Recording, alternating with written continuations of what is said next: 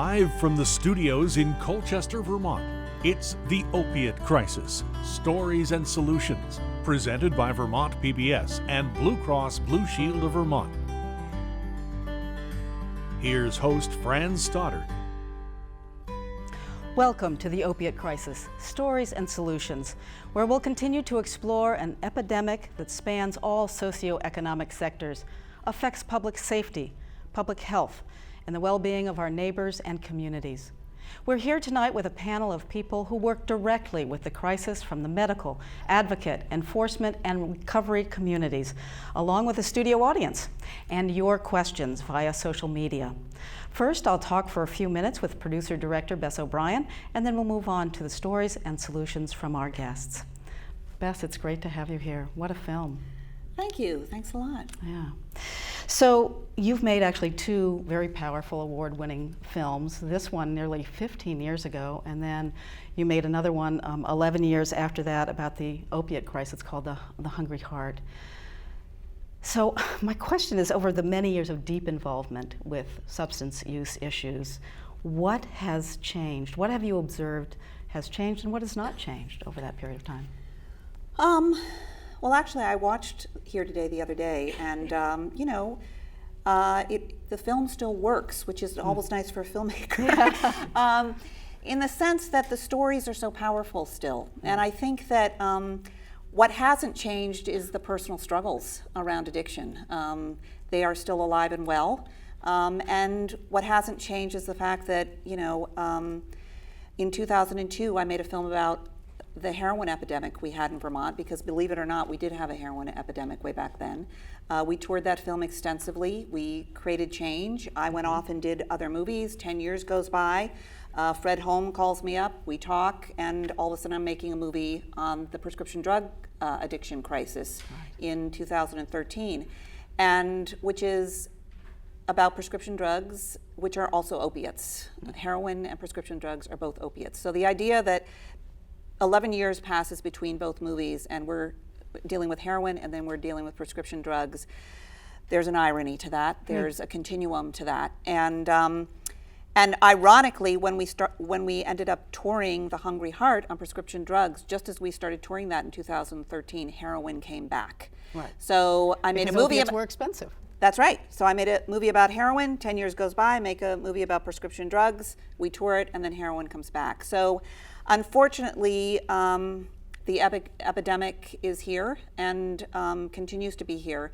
However, I have definitely seen changes in this state over the last 14 years. When we first made Here Today, as you saw in the film, Governor Dean was not excited about opening a methadone clinic. We had no methadone clinic. People were having to literally get in their cars and drive to Springfield, Massachusetts to get their dosing. Since then, we have all kinds of different treatment modalities for people in Vermont. We've had a real call for longer treatment, more beds, more clinics, more people like Fred Holmes, who was in The Hungry Heart, more pediatricians and doctors that are on the front line. So, and even since that time of The Hungry Heart, over the last 4 or 5 years. Yes, absolutely. Yeah. Things are moving forward. So I think that is all very important and very good. And finally, before we get to our panel, stigma. Has stigma changed since the heroin use to opiate use? Is that just still as I think stigma is stigma. I think if you are addicted to, Percocet or Vicodin or whatever, or heroin, you're still considered an addict, and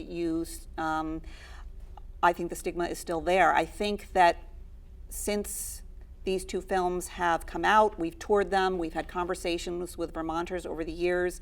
Our governor, Peter Shumlin, got on board and really made a major statement to the entire state saying that this is a crisis, that hopefully between the very powerful stories that people have told and the call to action, we have gotten to a place where most of us, I hope, in this state and hopefully in the country as we move forward, realize that this is a disease and that it is a health issue, and that these are our neighbors, these are our family members, and that we have to treat people with respect and dignity who are trying to get clean. And I want to say one thing about a quote that I found, because to me this is just such a powerful quote, and I think it sums up what I feel about addiction. And it is, the opposite of addiction is not sobriety.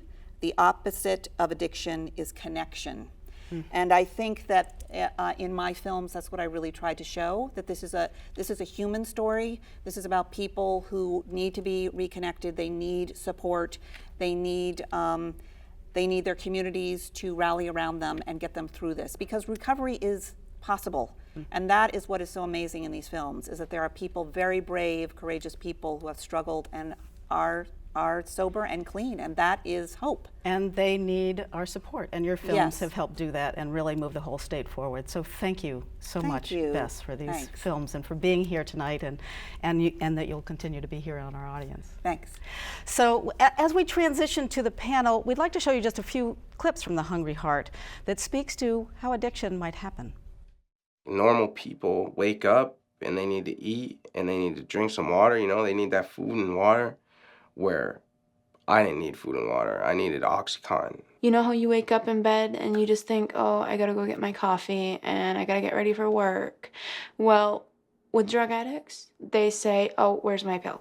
The first thing you think about, not like feeding your kids breakfast or, whatever, was like how you're gonna get high and how you're gonna get money to get high and who you're gonna get it from. And it's a whole lifestyle. And this is just to get me up and functioning. This isn't even, okay, I'm high now. This is just, I'm just getting up and giving my daughter some breakfast. After a while, you take it not to be sick. You know it's gonna happen. You know that if you've been on them for so long, you know how you're gonna feel. I needed to get high or I was sick. Diarrhea, vomiting, headache, room spin. And everything's going, nying. Yeah, I just hate the sickness. I'd rather die. We all have this idea about who a drug addict is and who an alcoholic is and what those people look like. And then, we can point our finger at them. It really doesn't matter what you look like, what side of the tracks you come from. It can happen to you, and it did. I was successful, and I had a beautiful business that people admired. We were doing well. I had a handsome and loving husband, and I had a beautiful son. I started off making $18,000 a year, and I ended up making over $200,000 a year with City Financial. I mean, I had a great life. The 2 houses, the cars, 4 kids. It can happen to anybody at any time, and I'm living proof of that. This is just a sliver of an important and powerful film that you can see online at vermontpbs.org. So I'd like to welcome everyone on this panel, in the audience here at Vermont PBS studio, and at home, for joining us to talk about the opiate crisis in Vermont. Our guests tonight are Fred Holmes, a pediatrician from St. Albans, Burlington Police Chief Brandon Del Pozo, Raina Lowell, who was featured in The Hungry Heart just a minute ago and remains in recovery, and Steve Kline of the Vermont Recovery Network. We've asked each of them to offer a story and their thoughts about solutions before we get to your questions. So I'd like to start with Fred Holmes. Fred retired from a 50-year practice as a pediatrician a few years back. Bess O'Brien's film, The Hungry Heart, is based on his compassionate care and treatment of young people with substance use disorders in St. Albans. It's so great to have you here. So Fred, go ahead. Tell us a little bit about your story. 50 years, it was 42. Oh, 42. That was written somewhere. And back in the day when I was gainfully employed, I was Dr. Fred Holmes. And then I became Dr. Holmes. And then I became Dr. Fred. And then I became Fred. And now I'm Bubba. So. Okay, so Fred or Bubba will do. That'll be fine. Yeah. So anyway, the story I want to share with you is I had a 42-year experience as a primary care pediatrician in Franklin County. And it was amazing. I made hundreds of house calls, attended hundreds of team meetings for kids with special needs, had a first name relationship with somebody in every agency in town and many on a state level. And we really enjoyed what we were doing. We thought we were pretty good at it. We were perfectly comfortable in the world of medicine until 2004. In 2004, I thought might not be a bad idea to try and do something to help the kids that were addicted to opiates. So I called the state, got support from Maple Leaf, Valley Vista, the Howard Center, took the course, took the test, and passed. And with the help of the Howard Center and my supervision every Wednesday morning, forever, I started prescribing Suboxone to kids that were addicted to opiates. And it was frightening. We were absolutely swamped. We were counting phone numbers. We got to 300 a week, we would stop. It was just like somebody opened a dam and we couldn't help, but we kept getting these calls. So we make referral, and the ones that we could help, we did help. So anyway, over the next 8 years, I have my notes. I treated 154 kids with an average age of first use of 13, an average age of addiction of 15, and an average age when they came in for care of 19. And I think that's sort of after they finished their formal education. And their stories were frightening, and they were even more frightening when I asked them to write them down. And then I got a call to testify in the State House. That's what you do in the State House. You don't go talk. Anyway, I got an invitation to talk at the State House, and I talked to the kids, and it was, the last thing I wanted to do was rattle off another insipid, yada, yada, yada, statistics-based thing. So the kids said, well, we'll go tell our stories. So on their own, without my participation, they disappeared, came back two days later from the BFA Visual Arts Department with a movie, a little 15-minute movie. Not many people have seen it. It's called Our Kids. So we went to Montpelier. Everybody's there, and they're looking around, and who's here? When it came my turn to speak, they played the movie. And it was, Bess knows, it was just unbelievable. Nobody moved. They watched the movie. Nobody was playing with their smartphones or writing notes. They just paid attention. And when we were done, and we were getting ready to leave, all these folks from the legislature came up and met with the kids and shook their hands and congratulated them being so brave. So we thought we had a good idea. And then there was this amazing, accidental, really serendipitous conversation between Katie Tanner, who's in the movie, and Dr. Charles Johnson from the Department of Education. And the three of us sat there for about a half hour and talked about the power of sharing stories. And he said, you ought to call Bess O'Brien. And now I'm the guy that people approach on the street and say, hey, aren't you the guy that was in that movie? And of course, I don't have the faintest idea what they were. So anyway, I'm wicked proud of the movie. I've seen it probably more than anybody because Bess never watches it. She just sits out front. But I don't watch the movie, I watch the audience. And when you sit there and watch the audience, people don't move. There are pink faces and pale faces and almost always some sobbing somewhere in the room because it's a story that people can relate to on a very personal level. So,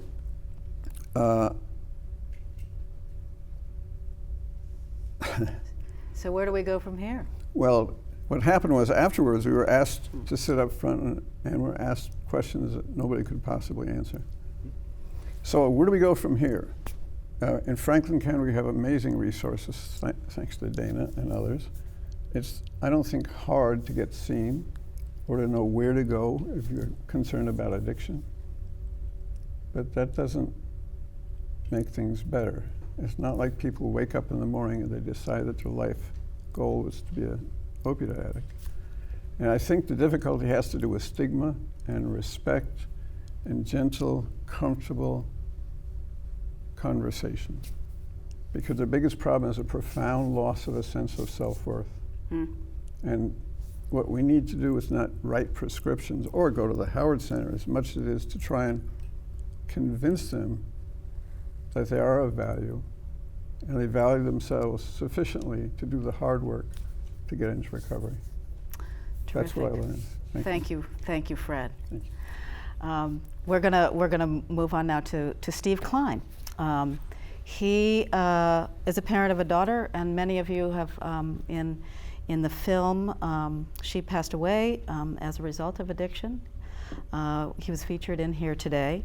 Steve is part of Community Connections, community health outreach at the Northeastern Vermont Regional Hospital, and on the board of Kingdom Recovery Center, which is part of the Vermont Recovery Network. Steve is also on the Drug Abuse Resistance Team, or DART, which is a grassroots group recognized by the state for its efforts in substance use disorders. Steve, tell us your story. Okay, my story is a personal one, but it's been lived by way too many other people. My wife Linda and I moved to the Northeast Kingdom from Northern Connecticut in 1994 because of the drug scene down there, and we heard Vermont was a safe place to be. After a short period of time, my oldest daughter had a falling out with her stepdad and came up to live with us. But she never seemed comfortable or like in her own skin, or she just wasn't settling in school. And she also had migraines, which were very debilitating, and we found out later they were food caused. But one day a friend gave her a snort of heroin for her headaches, and unfortunately it worked way too well. Drugs work very well until they don't anymore. And after that, Jen was off and running with heroin, an older crowd. You know, my wife Linda and I were thinking, well, it's just a phase, she's only smoking pot. But then a friend of hers came up and said, hey, it's more than that. Things went downhill from there. Jen was not ready for help, and when she was, there was little available. I took Jenny to Brattleboro Retreat New Year's Eve of 1999-2000 and watched her go through the front door, and I had just this awful sinking sensation in my stomach, like things were not going to get better. That back then was a 7-day detox, and she was out in 7 days. She went and lived with some other people in Bellows Falls in a group home. They were trying on their own to stay straight, and that fell apart in 2 weeks. She came back to heroin, came back to St. Johnsbury and disappeared into a heroin haze. One day, after months of trying to get her and her friends out of the life, I asked the local policeman. I said, what can I do? I pretended it was my daughter's friend, but he looked at me and he said, tell your daughter there's nothing here for her, go back to Connecticut. That began 8 years of Jen in treatment, halfway houses, shelters, streets of Hartford, living with her mom, doing medically assisted treatment down there, getting prescribed 4 or 5 different kinds of drugs to keep her buzz going because she never really got straight. She tried jobs, she'd try to go to school, and then in February 15th of 2009, she passed away from complications due to all the legal drugs she was taking and the combinations. I believe Jenny's spirit just checked out because she was just tired of it. She was just fed up. But she really began to die the day we found there was nothing for her in Vermont. Or maybe it was the day she had her first snort. Or maybe the day that her stepfather pulled her off the bed by her hair. Or maybe it was the day that I moved from Vermont up to here. Or maybe it was the day I got divorced. Or maybe it's all of it and more. I'll never know. Soon after the first Brattleboro stay, there was a showing of Bill Moyer's film, The War on Drugs, at a church in St. Johnsbury. After the panel, we decided to put out a call for a public meeting to see if there was enough interest to do anything about drugs. 100 people showed up for that meeting, and that's when the Drug Abuse Resistance Team began. DART included every spectrum of society. It was just amazing when you get people from all walks of life in the room, speaking from their heart and trying to figure out how to solve a problem. We met at the Community Justice Center, and then we found a person named Bess O'Brien to make a movie. And we toured that to over 100 sites in Vermont and New Hampshire. And we had a panel afterwards just like this. And Bess and the panel put a really compassionate picture on the problem of addiction, what we now call substance use disorder, because we want to take the sting out of the language. Funny thing, back then, about 2006, we thought we had this licked, heroin's done. And then along comes Big Pharma with pain pills for profit, and here we go again. So we showed here today at the State House. Governor Douglas walked up to my wife and I and said, due to this movie, I will do everything I can and everything we have in the state of Vermont to combat this situation. And he kept his promise. And every other politician we've asked in the state of Vermont to stand up has, and I think we're really blessed in Vermont for that. started the Airy House, which was a halfway house for women coming out of prison or treatment. We started the Kingdom Recovery Center, which was the third in a line of recovery centers all across the state. And I sat in a room for months and months, making sure that everybody got on the same page to start medically assisted treatment in Vermont. At that point, there wasn't any. And Newport and St. Johnsbury started their programs out of that. We had to grow a system of our own up in the Kingdom because there was no system at all. So we did one based on long-term recovery, which was not recovery from a drug, it's recovery to a life, family, a job, and self-respect. During the process, the Northeastern Vermont Regional Hospital, Community Store, the Justice Center, Probation and Parole, so many people stood and helped us. But they let the people who were addicted take their own path. They just supported us. But we are still faced with the larger problem of how we relate to each other as people in a culture, and especially how we go within to deal with the traumas and anxieties that so often cause substance abuse disorder. And we learn to be resilient. We can learn how to thrive. We can learn how to be at one with ourselves and at peace with other people. So now we look to developing a toolbox in the state rich in all the tools we can bring to bear. Allopathic and complementary medicine, chiropractic, acupuncture, massage, EFT, AcuDetox, meditation, nutrition, every practice and modality that we can bring to bear to deal with the prevention and treatment of and recovery of substance use addiction and enhanced pain management. So we need a lot of new ideas. Yeah, so this is called integrative healthcare, and September 15th we start the process in Waterbury. Okay. So it's exciting. Thank you so much. Never give up, that's our motto. Right. And on to moving through our panel, Chief Brandon Del Pozo became Burlington, Vermont's Chief of Police in 2015 after serving 19 years with the New York City Police Department. He is a graduate of Dartmouth College and the 2016 recipient of the Gary Hayes Memorial Award for Police Leadership, and he has been a great leader here. So why don't you give us, from your perspective, what's going on with this issue, this crisis? Yeah, thank you, Fran, and thank you for having me. So when I was retiring from the New York City Police Department, which, you know, you can do at a young age, thanks to civil service, I was told by the chiefs who were running the police department, listen, when you go to Vermont, you're going to find there's a lot of heroin up there, and we're probably, as a city, sending a lot of it up there, but you're going to find that it's a real challenge. And they had knowledge of the names of detectives that were in the Burlington Police that I hadn't even met yet because of the cases that they'd run. And sure enough, when I arrived in Burlington, Mayor Murrow Weinberger took me aside on the first day and he gave me an assignment. He said, you need to figure out what's going on with opioids in our city and help us make a plan to fight it.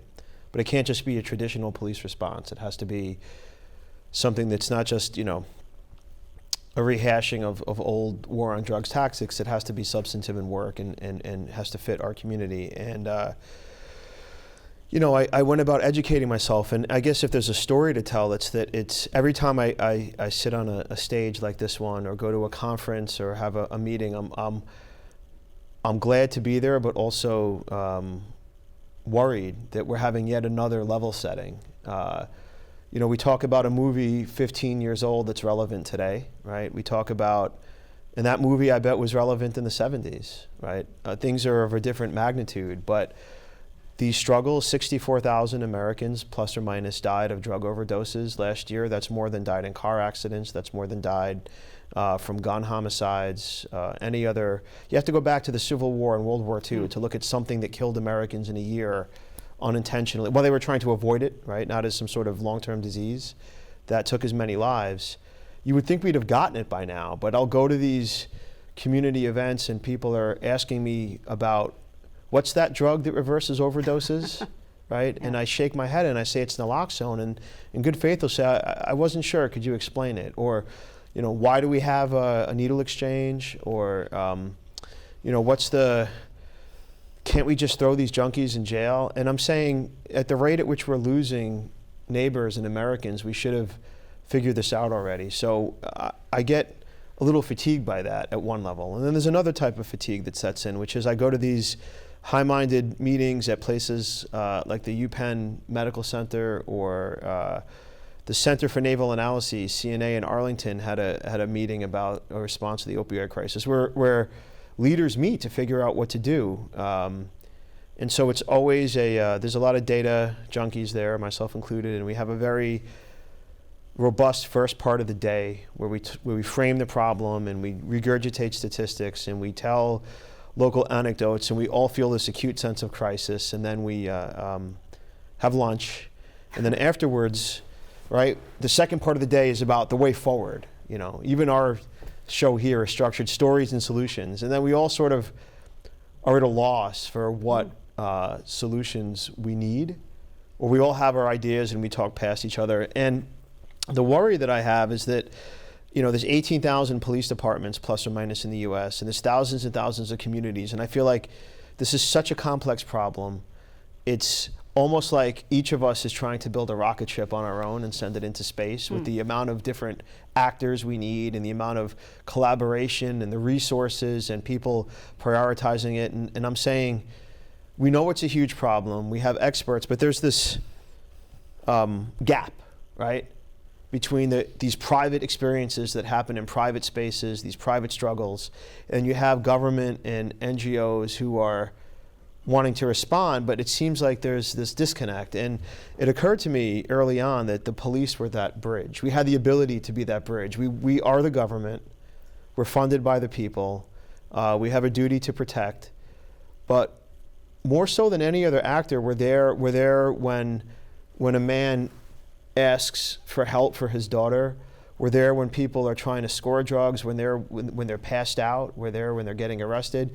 And when they die, we're there too, right? And we're the ones that take them to the hospital. And if there's a government agency that can bridge the gap from stories and narratives to policy, it's policing. And good policing, I guess I'll close by saying, is a relentless occupation. There was a guy who stole a bike from Ski Rack in Burlington a few weeks ago. It's worth $5,000. So think about that for a second. If you're not makes sense to me. I'm a cyclist, but that bike showed up on Craigslist in Washington Heights in Upper Manhattan, and I did not let up until the person who was selling that bike on Craigslist in Washington Heights was in handcuffs, and that bike is on its way back to Ski Rack, and they're very grateful. And New York City detectives are going to get some maple syrup in the mail.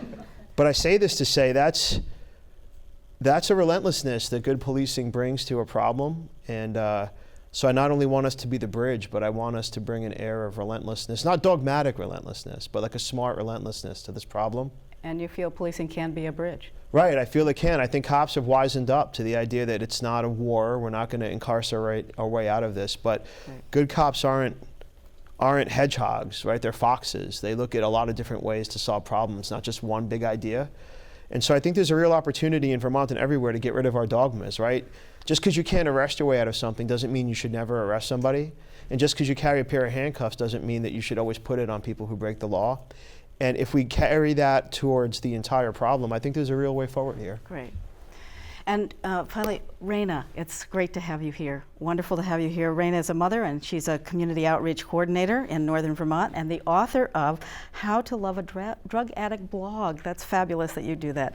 She appeared in The Hungry Heart. Raina, briefly tell us your story. Thanks, Fran. Yeah, so I just want to say that things like this really blow me away. And I do get a little emotional when I talk about this because my sobriety date is February 6th of 2011, and I'll tell you that at that time, our communities were not talking about this issue in the way that they are today. And I'm just moved by the power and the beauty of that, of how far we've come over the past 6.5 years. You know, my shame around my struggle with addiction stood in the way many times.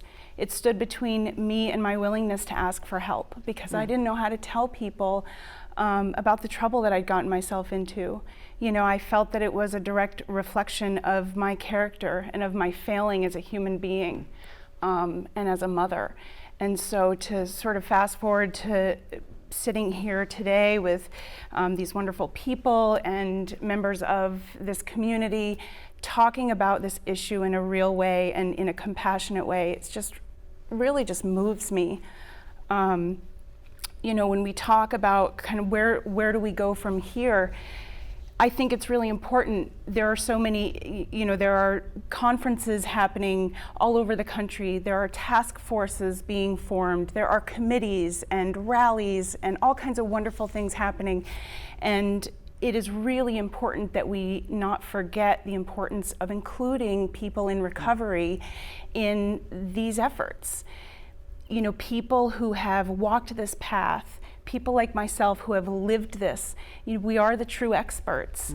And while we may not, all of us may not have degrees and we may not have the credentials that many other people have, we have an unparalleled passion for addressing this issue and for reaching our brothers and sisters who are still out there struggling.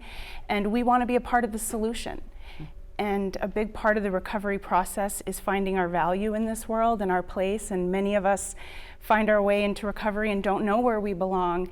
And, many people like myself, I really struggled with a survivor's guilt for a long time. And making the decision to be a part of the Hungry Heart and to tell my story in a very public way was a way for me to be a voice for those who are still out there struggling, and to help give back to a community of people who gave so freely to me at a point in my life when I really needed it. So thank you so much for being here and sharing your story, and your experience is invaluable. Invaluable. Fred, quickly, and then we'll get to some of your questions. Very quickly. First of all, nobody is their diagnosis. They have a diagnosis. And I got in trouble once where I thought father came in with his son and the kid was carrying on and he had autism. And the father apologized to me because his son is autistic. And I became upset and said, "Excuse me, I may be out of line here, but your son is not autism. You have a beautiful blonde-haired, blue-eyed boy who likes to dance and likes music, and oh, by the way, has autism." Next time he came back and Dad was crying, he said, "I never thought of him that way before." And just to ground this conversation a little bit, because we talk about stigma, Dustin and I, you don't know this story, Beth. Dustin and I went over into New Hampshire, to show the movie to a small elementary school, and I can only tell you that it was south of Littleton. It was great. Dustin was brilliant. We're dressed in jeans and jackets and really scruffy driving a truck. And we come back and we stop at a local diner to get a bite to eat, and we sit at the booth and place our order, and we look up and there's a guy in a blue police uniform that says Chief right here, and an even bigger dude wearing a green uniform. So I said, "Come on, we'll go talk to him." So we went over and sat down to talk to him. And they said, "Hey," and I said, "Well, we're from Vermont, and we were just over here to show a movie at the school about opiate addiction. I just wonder if you guys see any of that around here." Well, the game warden just went, and the police chief says, "No, we don't have any of that around here. I think they do up in Littleton, but we don't see it here." And I said, "Well, folks at the school seem pretty concerned. Do you use Narcan?" "No." And a little puzzled, he says, "You got to understand that when you give that stuff to those folks, what you're doing is just fixing it so they can go out and use again. I belong to the Police Chiefs Association, and the majority of us feel that it's not worth our money and time to provide services like that. So if you think for a second that people who are struggling with addiction aren't treated fairly, just go to New Hampshire." Well, I'd like to thank. That's food for thought. We have people who have been submitting questions via Facebook, and so I'm going to go there for a second. There is Eric wrote in that 5 years ago he suffered from an accident and sustained multiple fractures during a year of surgery. He says, "I became frustrated with surgeons after I told them repeatedly that I'm an alcoholic and I have an addictive personality and would like to avoid opiates. Despite this, after every surgery, I left the hospital with a prescription for oxycodone. I filled the prescription but used almost none of the pills." He says he just used Tylenol. He said, "Once my ordeal was over, I returned to work. A police department nearby was able to relieve me of the drugs, but not the pharmacy. Couldn't take them back there." So he's wondering, does the state track doctors prescribing of opiates, and are doctors being educated? And I think this indeed is happening now. And Brandon, you have a good sense of what's happening around limiting prescriptions now and also education of doctors? Yeah, sure. One of the things that the City of Burlington does is hold a monthly community stat meeting where we bring together not only the police, but people from the Howard Center, from the state, from DCF, from the hospital, and we take this holistic approach to just identifying the problem and working our way through solutions and evaluating how they work. And going back to the potential for policing, one of the tenets of good crime fighting is timely and accurate intelligence and information, knowing what's going on out there. And we had the worry that if we're fixing the problem downstream or dealing only with, if we're dealing with prevention and treatment, but there's a flood of opioids coming out of hospitals, that we're missing this opportunity to intercede. Vermont prescription monitoring is a system that does know exactly what's going out of the pharmacies, but it's seen mainly here as a clinical tool. And I know we had a lot of long and sometimes difficult conversations with the hospital and the state about turning that clinical tool towards not an enforcement tool, but a policy tool and an evaluative tool. And I think now we're beginning to see, and we're really happy with the collaboration, both the state and the hospital issuing reports, and they're general, but about what doctors are doing as far as prescribing goes. And that's really encouraging. And to be candid, and I know there's state folks in the audience, we're gonna want a little more clarity, but there is this awareness that we have these tools that can offer a window into doctor behavior. And I believe doctors don't want to be a part of this. I think their knowledge about how they compare to their peers and what they're doing relative to each other and their specialties, I think I've had doctors tell me is a big way to influence them. And I think that's a great way forward. And then there is legislation that caps prescribing. Right. So this two-pronged approach, I think, holds a lot of promise. And that transparency is beginning to open. We're seeing the numbers go down. Yeah. I'd like to just take an audience question, and then we'll come back. Okay, Christopher, go ahead. Hi. Thanks so much for joining us tonight, and I guess I'm interested in diving in a little bit more, looking at the aspect of criminalization of addiction. And I think I'm interested in looking at how the new resolutions in Burlington sort of continue to either enhance or influence that conversation related to quality of life issues. And there have been conversations looking at how those resolutions and the potential for those laws are going to impact folks who are struggling with addiction.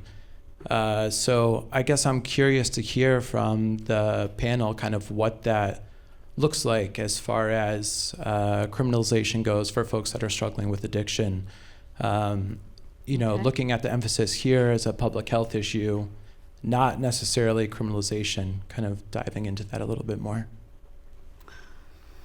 This could be back to you, Brandon, but any thoughts, Steve? You had a follow-up thought about the other. Do you also have some thoughts about this whole criminalization piece of substance use from your perspective? There are some countries that don't consider heroin and things like that criminal things. There are states that have legitimized different drugs, marijuana, what have you. There's good evidence that if you decriminalize something and put it inside a hospital, that the usage goes down. I think the country of Portugal is one example. But there are also good examples of the opposite going on. So I think you have to have consensus among the community as to what's going to happen.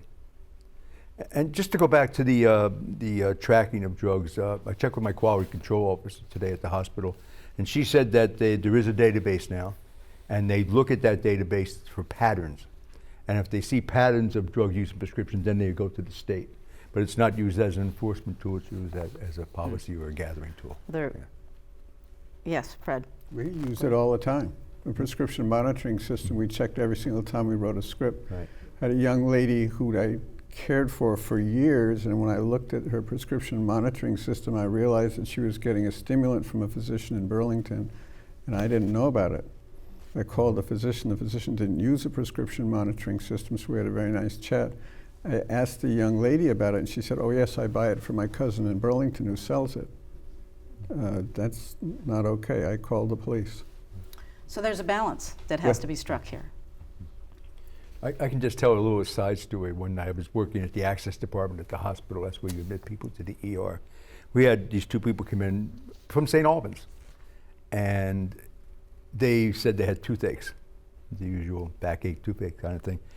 And we tracked it that St. Albans had turned them down, so they went to the hospital in Barry, who turned them down, who came to St. Johnsbury, who turned them down. But we had to make these cumbersome calls to all the other areas to see why is this person from St. Albans coming in here for a toothache. I think there's a little better system now to do that. Yeah. Okay. One more question from Facebook, and then we'll come back to the audience. This is an anonymous email came in about wondering if there are links between medicating school-age children for ADHD, for example, becoming an opiate addicted person as an adult. This is somebody whose brother overdosed and was also given medication as a child, and she's wondering, is there indeed a link? Do we know if there's a link? And I'm looking at you, Fred, because you're the doctor here. Are we aware of that? I'll go first, or and you follow up. Okay. Not to the best of my knowledge. Okay. But there are folks with unique personalities who make them seek out medication that modifies the way they're feeling. Mm-hmm. And so if you're a youngster and you're squirrely and having trouble in the school, stimulant medication is used to help them stay on task. That doesn't necessarily mean that they become addicted to opiates in a later age. And Raina, you have some thoughts about this? Yeah, I don't necessarily know the answer to that. But what I do know is that ADHD in particular is a common thread that runs through many people that struggle with addiction.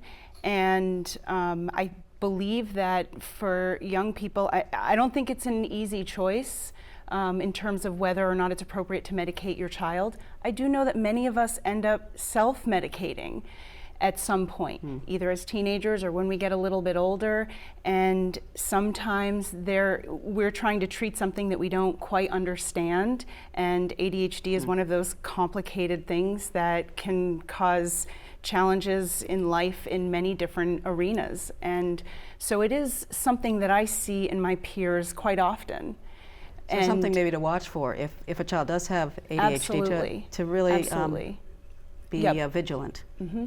Yeah, and the decision whether or not to medicate at a young age, I can't comment on that because I don't know the answer to that. But yes, Brandon. No, Fran. I mean, I think it's important to realize that that the drugs that are prescribed in a medical setting are not unrelated to the black market for drugs that have a similar effect, and that's not exactly the question that was asked, but it is. You know, I mean, this common sense analogy that we're all wrestling with now is you see this huge increase in opioids, analgesic opioids being prescribed, and then now the fallout from that is black market sources like heroin seeing an increase in demand. You know, New York City keeps good data, and one of the things they're looking at is as Adderall type prescriptions go up, is that a leading indicator of a surge in the black market for things like cocaine or other drugs that produce a similar effect. So I'm not saying there's a cause, but there is this opportunity to see trends in prescribing speak to follow-on trends in the black market. Right, fascinating. Yes, I think quickly. There's also an add-on about the culture we have. We have a culture that teaches us through ads on TV and just every other venue that you'll be all right if you take a pill. So, hey, take another pill, we'll come out okay. And I think we have to look to other sources now than pills. Great, thank you. Adderall is poor man's cocaine IV. Yeah. Yeah, right. Let's move on back to the audience, and this kind of actually leads in very well because we have two fabulous people in the audience. We have Jolinda LeClaire. She is the director of drug abuse prevention for the state of Vermont.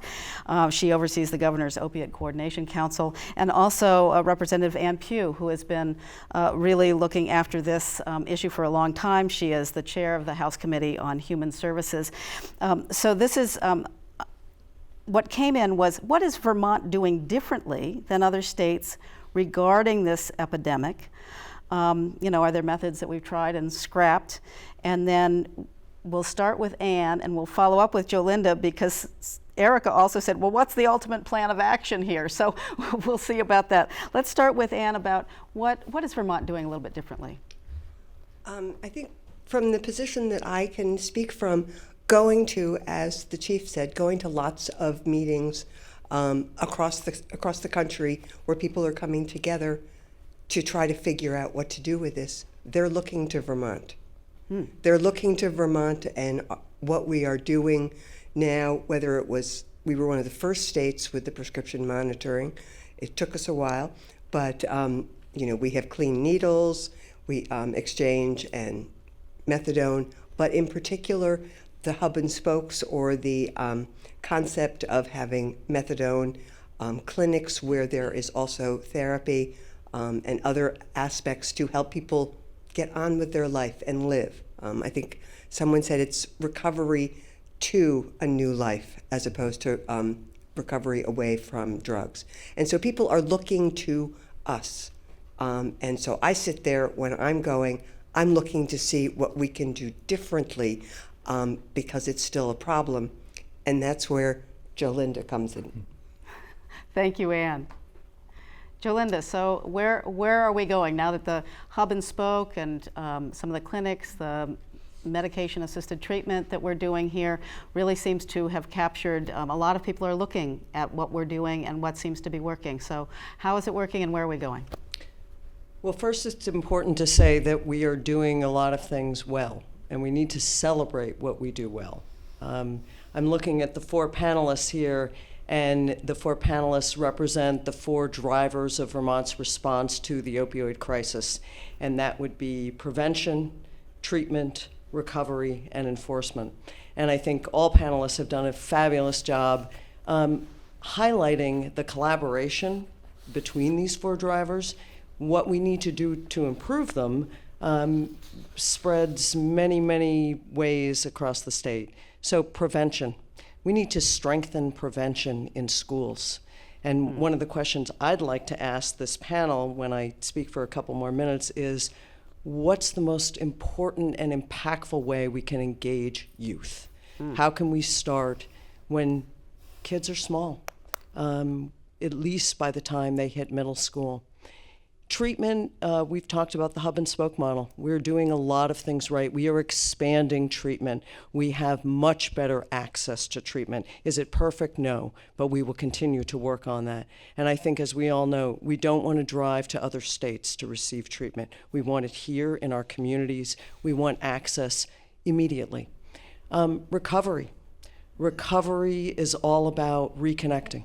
And I used this example when I was on VPR not too long ago, and I watched a human chain where there was a terrible, terrible tidal situation in the panhandle of Florida rescue people. And that's what it is. It's all about human connection. So how can we touch people, and how can we continue to talk about things? And I think Chief Del Pozo has done a remarkable job talking about law enforcement as part of the solution. And we need to make sure that that stays front and center.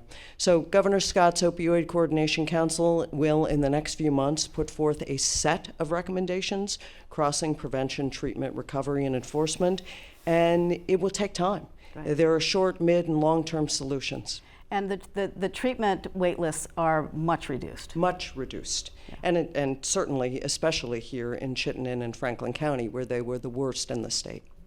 Okay, thank you both very much for your reports.